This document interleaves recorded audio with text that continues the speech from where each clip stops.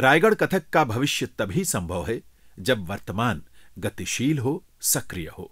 इस मौजू पर बात करते हुए कला समीक्षक राजेश व्यास ने अपनी वैचारिक प्रस्तुति में कहा, मैं बताना चाहूंगा यहाँ पर कि रायगढ़ कथक घराने से जो मेरा जुड़ाव है, मेरा लगाव जो रहा है एज ए कला लेखक के रूप में, वो चित्रा जी के कारण हुआ। इनके ब्रदर मेरे मित्र हैं पंकज चतुर्वेदी, जो एनबीटी में संपादक हैं। तो उनसे बात हो रही थी एक दिन, उन्होंने कहा कि मेरी बहन भी जो है वो नृत्यांगना है, कथक की नृत्यांगना है, और उन्होंने एक फिल्म बनाई थी रायगढ़ कथक घराने पे ही। मैं चूँकि कॉलम लिखता था उस समय पत्रिका में, और कला तट नाम से, और मैंने उसमें लिखा उनके उस पर, और बात में संवाद भी हुआ। और जब रायगढ़ कथक घराने पे मैं अंतर्निहित में गया तो मुझे लगा कि एक ऐसा घराना जो है जिसकी चर्चा होनी चाहिए थी, और आलोच की दृष्टि से उस पर बहुत कुछ लिखा जाना चाहिए था, लेकिन मुझे लगता है उस पर इतना काम हुआ नहीं। तो इस रूप में इस आयोजन का मुझे लगता है बड़ा महत्व है। मैं बहुत ज़्यादा नहीं करके अपनी कैनोपनिषद से शुरुआत करनी चाहूँगा अपनी बात की जो है, क्योंकि और बात कैनोपनिषद में बड़ी खूबसूरत सी बात आती है।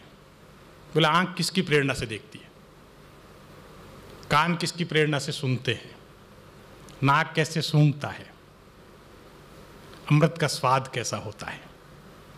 और जवाब भी प्रश्न में होता है कि अमृत का स्वाद अमृत जैसा ही होता है, उसके लिए अमृत के पास जाना पड़ता है।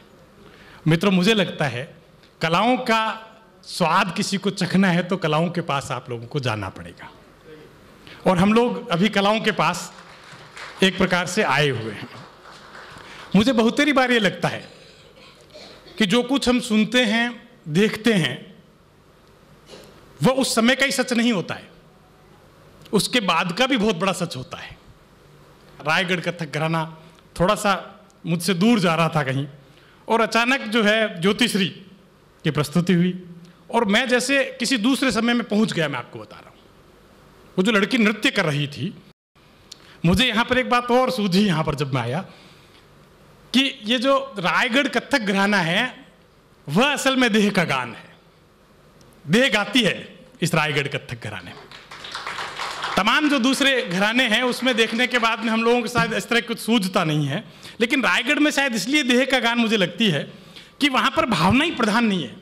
कलरव जैसे पक्षियों का हो रहा है, और जिस तरह से आप उसमें पढ़ंत कर रहे थे नृत्य के साथ में, तो यूँ लग रहा था कि वो दृश्य सारे जीवंत हो रहे हैं हमारे अंदर।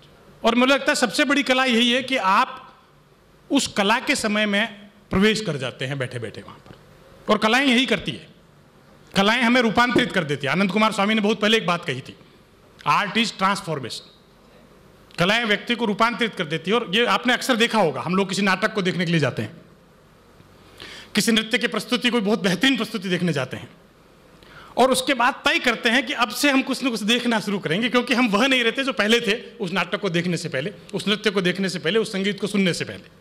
रायगढ़ कथक घराने की मैं बात करूं, जब मैं इसके चित्रा जी के जरिए जब इसको मैं नज़दीक से देखा, मैंने बहुत सारा अंदर जब गया इस कथक घराने के बारे में, तो मुझे बहुत सारी चीज़ें नज़र आई, और नज़र ये आई कि जिस तरह से इस कथक घराने के बारे में लिखा जाना चाहिए था आलोच की दृष्टि से, वो लिखा नहीं गया। सारा रायगढ़ कथक घराना हम लोग देखते हैं तो ताल पर जो उस पर ज़्यादा जोर दिया गया है। वहाँ पर ताल माने काल एक प्रकार से, और काल की व्यंजना जो है, मुझे लगता है कि जितनी बेहतर तरीके से रायगढ़ कथक घराने में हुई है, वो शायद किसी और घराने में इस तरह से ध्यान नहीं दिया गया, और शायद इसलिए ध्यान नहीं दिया गया। ये ठीक वैसी ही बात है, मैं आपको बता रहा हूँ। मुझे तो कई बार यह भी लगता है, हम कलाओं के इतिहास की बात करते हैं बहुतेरी बार, तो ये कहते हैं कि भारत में कलाओं की शब्दावली विकसित नहीं हुई, और उसके पीछे एक बड़ी वजह शायद यह रही है कि क्रमबद्ध इतिहास जो है कलाओं का जो है हमारे यहाँ पर लिखा नहीं गया। लेकिन मुझे लगता है कथक के इतिहास को क्रमबद्ध संजोने का कार्य कहीं हुआ है तो चक्रधर महाराज ने रायगढ़ कथक घराने के जरिए किया है। लेकिन यह विडंबना है कि वो जो क्रमबद्ध संजोया गया इतिहास, जो ताय तोल निधि, नर्तन सर्वांग, तमाम जो लिखा गया और लिखवाया गया, उसको सहेजने का जतन मुझे लगता है बहुत तरीके से नहीं हो पाया है। हम लोग रायगढ़ कथक घराने पे जाते हैं तो एक मुझे और गड़बड़ सी लगती है, मैं आपको बता रहा हूँ, बहुत सारा गड़बड़ सा होता हुआ लगता है। ये तय नहीं कर पाते कि लखनऊ घराना है या बनारस घराना है या जयपुर घराना है। कोई बारीक समझ वाला होगा, फट से कह देगा नहीं रायगढ़ घराना है। लेकिन क्यों ऐसा हो रहा है? आम दर्शक जो है उसको भी समझ में आना चाहिए कि रायगढ़ घराना है। और वो मुझे लगता है इसलिए नहीं है शायद कि इसका जो मूल लोक से लिया गया था, लोक कलाकारों को दीक्षित किया गया और दीक्षित करके उनको शास्त्रीयता की परंपरा से जोड़ा गया एक प्रकार से। मैं कई बार सोचता हूं कि लोक कलाओं से शास्त्रीयता की बात बड़ी अटपटी सी लगती है, लेकिन रायगढ़ कथक घराने का आप देखिए कि बिगसाव जो होता है एक प्रकार से, अमेरा जो गया, वो लोक को सहेजा गया एक प्रकार से। लोक की संस्कृति में उन्हें लगा कि इसको अगर शास्त्रीयता में निबद्ध कर दिया जाए तो इसके कितने बेहतर परिणाम जो है सामने आ सकते हैं। और शायद इसीलिए आप देखिए उस पर ज़्यादा बात नहीं की जाती, जो मैं कहता हूँ कि जो संस्कृत की शब्दावली उन्होंने विकसित की, मुझे लगता है क्यों नहीं। और रायगढ़ कथक घराने के पीछे शायद मूल ये रहा चक्रधर सिंह जी का कि बहुत से फारसी शब्द थे कथक के जो है, उन सब का उन्होंने संस्कृत में जो है रूपांतरण एक प्रकार से किया, बल्कि एक नक्शा बना दिया, मैप, जो मैं जब उसके गहराई में जाते हैं तो। लेकिन मुझे लगता है उस मैप की तरफ हम लोग कभी जाते ही नहीं है शायद।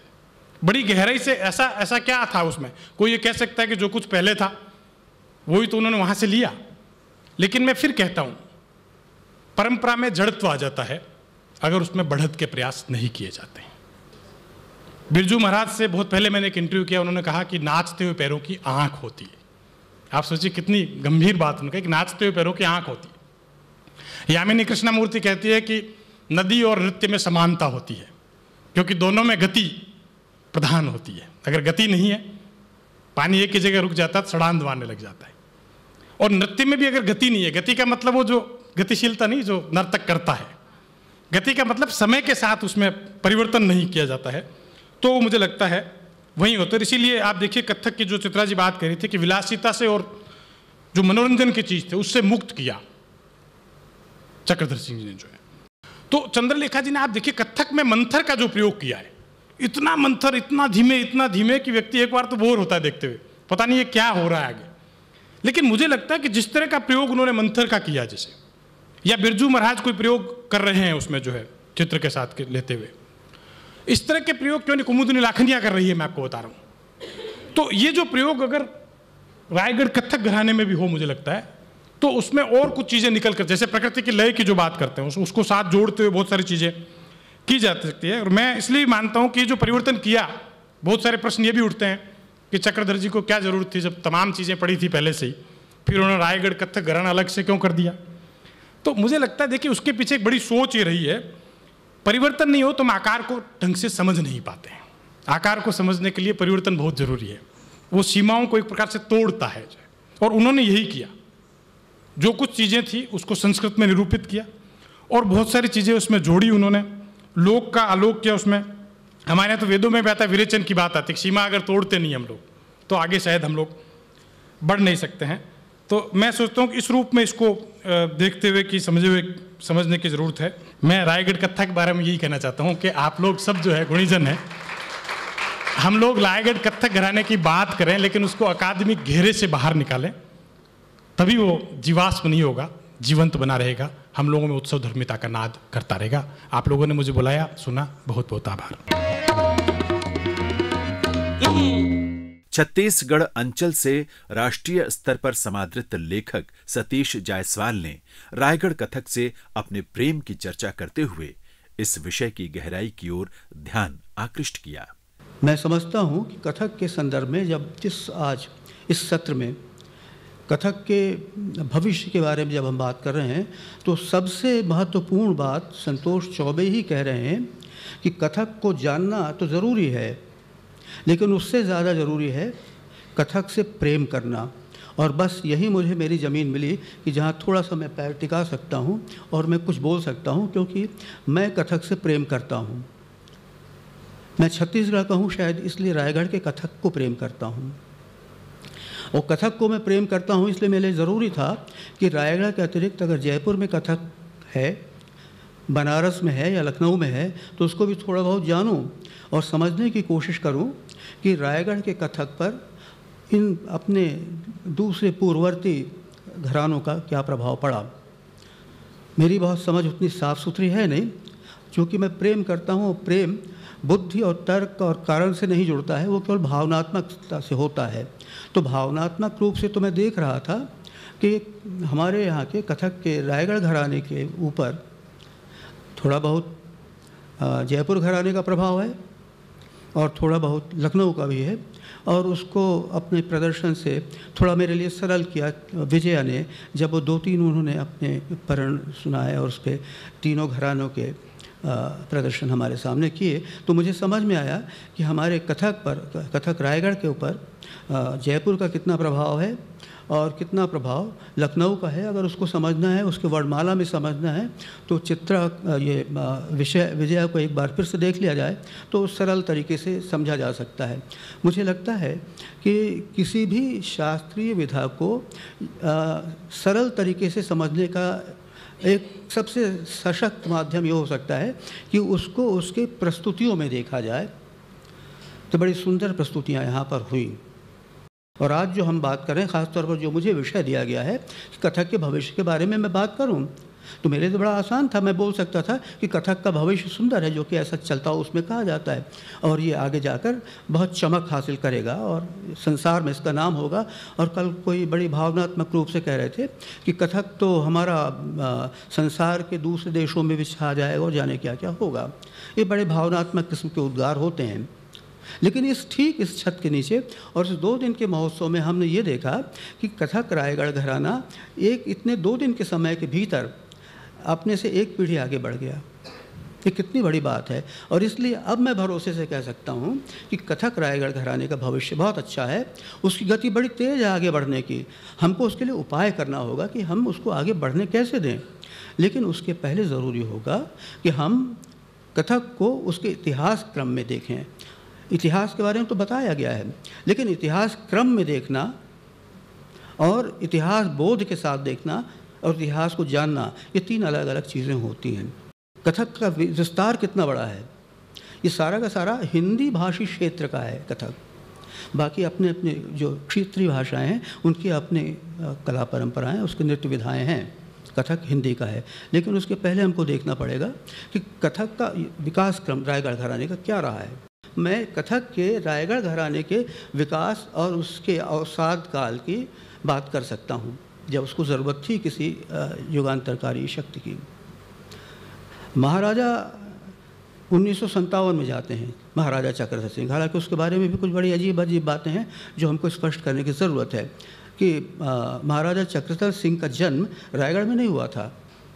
रायगढ़ के पास एक छोटा सा गांव है पड़गांव, वहाँ उनका जन्म हुआ था। उसके बाद उनका परिवार रायगढ़ शिफ्ट होता है और मोती महल का निर्माण उसके बाद में हुआ था। ये उनके पारिवारिक सूत्रों से कंफर्म करने की ज़रूरत है, क्योंकि जो डॉक्यूमेंट्स अवेलेबल हैं वो 2 अलग अलग बातें करते हैं और इसको लगभग कंफ्यूज करते हैं।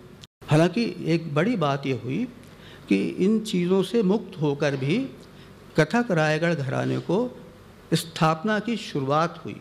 उसके पहले तक, कल किसी ने बातचीत में कही थी, किसी छात्रा ने प्रश्न किया था कि वो खैरागढ़ विश्वविद्यालय में पढ़ रही है और उसके सामने एक दुविधा है कि उसको एक साथ 2 चीज़ें पढ़ाई जा रही हैं कथक रायगढ़ के बारे में।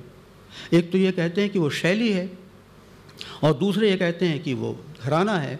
और ये बड़ा विवाद पुराना है। मध्य प्रदेश में कथक की स्थापना के साथ ये विवाद भी स्थापित किया गया। जिन कलाओं को चुन लिया गया कि इनको जीवन देना है, वो कुछ भाग्यशाली कलाएं थीं जिनमें कथक रायगढ़ घराना भी था, क्योंकि कथक के रायगढ़ घराने को स्थापित करने के पीछे अशोक वाजपेयी बहुत कारणों से पूरी ताकत से जुड़े हुए थे। भारत भवन के कंट्रोल के साथ साथ कथक रायगढ़ घराने का कंट्रोल भी भारत भवन की उन्हीं शक्तियों के पास चला गया जो कला रूपों को किसी एक क्लास के लिए रिजर्व करती हैं, कन्फाइनमेंट एक उनके लिए रच देती हैं, एकांतवास रच देती हैं। कोई भी कला रूप, कोई भी कला, चाहे वो शास्त्रीय हो चाहे वो लोक कला हो, अगर सीमित की जाएगी, उसको बांधा जाएगा तो पानी के साथ जो होता है कि अगर पानी को आपने रोक दिया तो पानी ख़राब होने लग जाता है। एक क्लास के लिए आपने कर दिया, ठीक है, नतीजा ये हुआ कि कथक का भी जो जनता के साथ, जो सामान्य जन के साथ संबंध था, जिसमें प्रेम विकास की ज़रूरत थी, प्रेम विकास की संभावनाएं थीं, जो कल संतोष चौबे ने कंक्लूडिंग सेंटेंस के रूप में कहा कि प्रेम करना ज़रूरी है। आपने प्रेम को सीमित कर दिया कि कथक के साथ वही लोग प्रेम कर सकेंगे जो इस भवन के भीतर कथक के साथ जुड़े हुए हैं। अंतोदकत्व इसका नतीजा क्या होता है कि कथक और सामान्य जन के बीच में दूरी आ गई। कितने बड़े भौगोलिक क्षेत्र का भौगोलिक भाषाई क्षेत्र का ये की कला परंपरा एक भारत भवन के कंट्रोलिंग अथॉरिटीज़ के हाथ में कंट्रोल कर दिया, आपने कन्फाइन कर दिया। रायगढ़ की भौगोलिक स्थिति पर जब हम बात करेंगे तो हमारे बड़े आराम से समझ में आ जाएगी बात। और जो मैंने पड़ीगांव में महाराजा की जन्मस्थान की बात की थी वो पर्पसफुली कही थी कि कथक के ऊपर अगर कोई प्रभाव आ सकता है तो वो उड़ीसा से आएगा। बहरहाल मैं अपनी बात इन कुछ प्रश्नों के साथ यहाँ ख़त्म करता हूँ। बस ये देखना है कि तो आखिर हम फिर ऐसे में करें क्या, उसके भविष्य के लिए हम क्या क्या कर सकते हैं। तो संक्षेप में 2-3-4 बातें हैं। एक कि इस कथक रायगढ़ घराने के शिक्षण प्रशिक्षण की व्यवस्था कुछ इस तरीके से हो कि वो जन सामान्य की पहुंच के भीतर आ जाए। दूसरा एक बड़ी अजीब बात है जो हमको अपने कथक के बारे में बात करते हुए सोचनी चाहिए और है, उसकी भूमिका है कि छत्तीसगढ़ एक वो राज्य है जहां एक समय में एशिया का सबसे पुराना और अकेला कला विश्वविद्यालय था। बाद में वो भारतवर्ष का अकेला कला विश्वविद्यालय हुआ। उसने अपना स्वर्ण जयंती वर्ष भी मनाया, लेकिन दुर्भाग्य की बात है वो अपनी पहचान नहीं बना पाया। वहाँ से हमारे पास ऐसा कोई भी बड़ा कलाकार नहीं निकल पाया जो खैरागढ़ की कला परंपरा का प्रतिनिधित्व करता हो।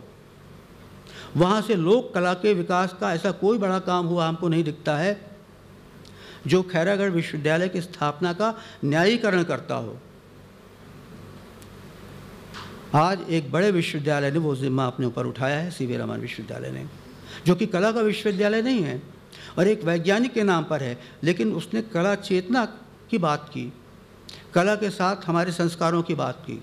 लेकिन जो विश्वविद्यालय हमारे पास उपलब्ध है कला के लिए, उसको ऐसे छोड़ा ही नहीं जा सकता है। जब हम कथक रायगढ़ घराने की विकास करते हैं तो हमको उस विश्वविद्यालय के विकास की भी बात साथ साथ सोचनी चाहिए और उसमें भी यह विश्वविद्यालय और संतोष चौबे की भूमिका बहुत बड़ी होगी। वो कहाँ होगी मेरे दिमाग में है, उस पर भी कभी हम बातचीत करेंगे। यहाँ केवल कथक रायगढ़ घराने के कला और कला रूप पर ही बात नहीं होगी। संतोष चौबे जितने बड़े दृष्टा हैं वो बहुत दूर आगे जाकर सोचते हैं कि यहाँ अगर हम प्रशिक्षण दे रहे हैं, एक पीढ़ी तैयार कर रहे हैं, तो इस पीढ़ी के लिए भी हम क्या करेंगे कि वो अपने साथ इसको अगली पीढ़ी तक लेकर जा सके, और ये तभी ले जा सकेगी जब उसके पास मजबूत ज़मीन हो। धन्यवाद।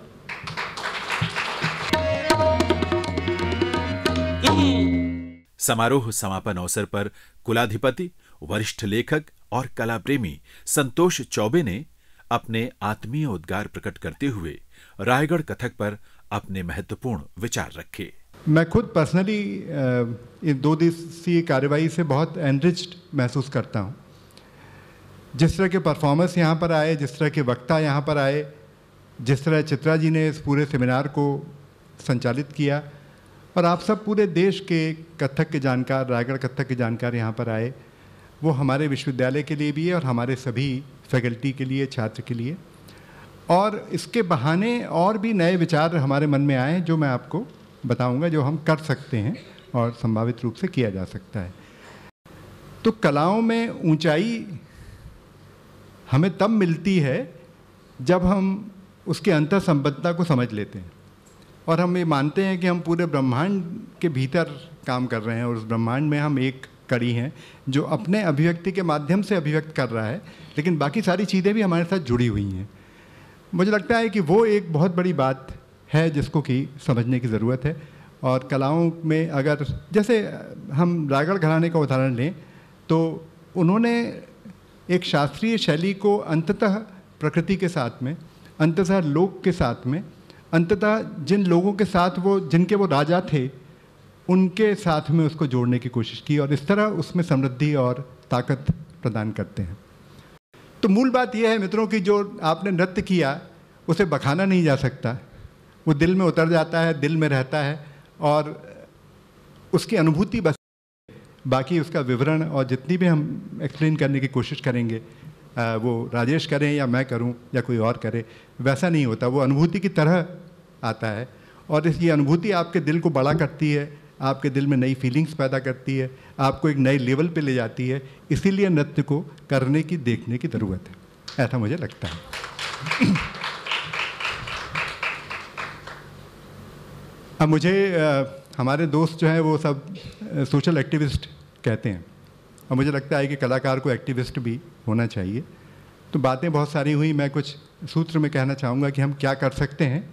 आपसे बात करने के बाद में मैंने अपनी मैनेजमेंट कमेटी से भी थोड़ी सी बातचीत करी, हमारे रजिस्ट्रार साहब थे, वाइस चांसलर से। तो एक काम तो जो तत्काल किया जा सकता है वो ये है कि हम इस विश्वविद्यालय में centre for promotion of Raigarh Kathak तत्काल स्थापित करें। मतलब डिपार्टमेंट बनने में टाइम लगेगा, फैकल्टी रिक्रूट की जाएगी, वगैरह वगैरह होगा, लेकिन अगर हम एक हॉल तय करते हैं और जैसा कि आपने कहा कि एक म्यूज़ियम, उसमें कम से कम जितनी पांडुलिपियाँ हैं, जितनी सामग्री मिल सकती है, एक चित्रों का वहाँ पर वो करते हैं और एक कोऑर्डिनेटर उसका बनाते हैं, तो वो centre for promotion of Raigarh Kathak होगा। तो दूसरा जो बड़ा काम हम करेंगे, इससे भी ज़्यादा बड़ा, ज़्यादा समावेशी समारोह हम लोग भोपाल में आयोजित करेंगे जो इस कथक के ऊपर होगा। और रायगढ़ कथक के जो लोग छूट गए होंगे या जो लोग बच गए होंगे उनको भी हम लोग इसमें शामिल करेंगे। तीसरी बात, मैं शुरू से डॉक्यूमेंटेशन का कह रहा हूँ, तो ये डॉक्यूमेंटेशन ऑडियो भी हो और लिखित भी हो।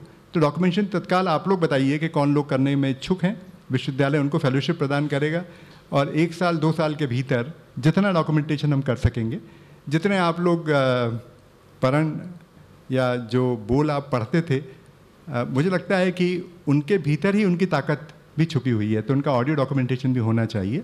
और इस डॉक्यूमेंटेशन को एक फेलोशिप के माध्यम से, 1 या 2 फेलोशिप के माध्यम से हम लोग करेंगे। तो 3 बातें मैंने कही। एक तो हम सेंटर क्रिएट करेंगे जिसके लिए एक कोऑर्डिनेटर होगा जो जानकार होगा, जिसके बारे में वाइस चांसलर और हमारे रजिस्ट्रार तय करेंगे, मैं भी। दूसरी बात, उसके भीतर हम लोग एक केंद्र ऐसा बनाएंगे जिसमें म्यूज़ियम कम से कम क्रिएट हो सके, पांडुलिपियाँ इकट्ठी हो सकें और बाकी चीज़ें इकट्ठी हो सकें, जितनी सामग्री मिले एक जगह आना शुरू हो कम से कम। दूसरी बात, भोपाल में इससे एक बड़ा, फिर शायद बारिश के समय करेंगे तो ज़्यादा अच्छा रहेगा, मतलब एक बारिश हो जाए, भोपाल में धूप पड़ती है।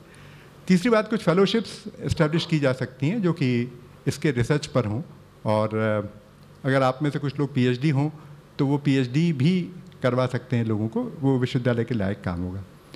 और चौथी और अंतिम बात यह है कि एक डिपार्टमेंट ऑफ परफॉर्मिंग आर्ट्स में कह चुका हूँ, तो उसमें परफॉर्मिंग आर्ट्स में और भी विधाएं होंगी, वो कोशिश करेंगे कि इस जुलाई से प्रारंभ हो सके, और नहीं तो हम लोग गतिविधियाँ करेंगे, उससे डिपार्टमेंट इवॉल्व होगा और by next year we should have a department of performing arts. आप में से बहुत से लोग उसमें आ सकते हैं। जहाँ तक रोज़गार का सवाल है, मुझे नहीं लगता कि उस पर मुझे अभी बात करनी चाहिए, वो बहुत सारे अन्य चीज़ों पे भी डिपेंड करता है। लेकिन मुझे संवर्धन शब्द अच्छा लगता है, मतलब संरक्षण नहीं किया जाना है, संवर्धन किया जाना है। क्योंकि एक बात देखिए कि रायगढ़ कथक तो जीवित है, और ये बात उन्होंने पहले ही कही कि वो तीसरी पीढ़ी में, अगली पीढ़ी में आ चुका है।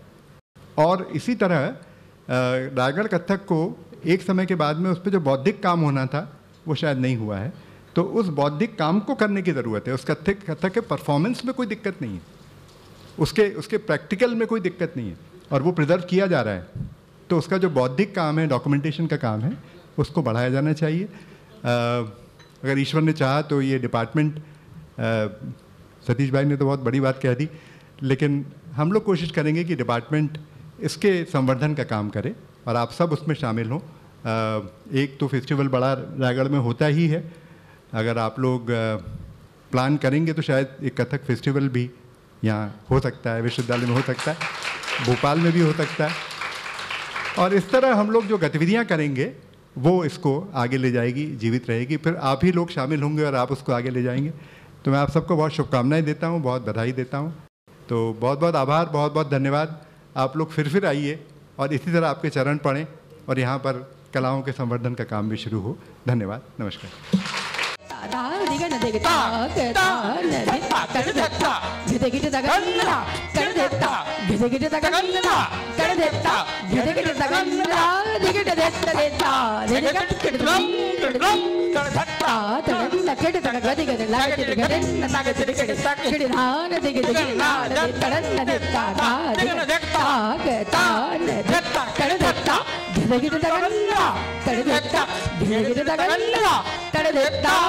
गिड़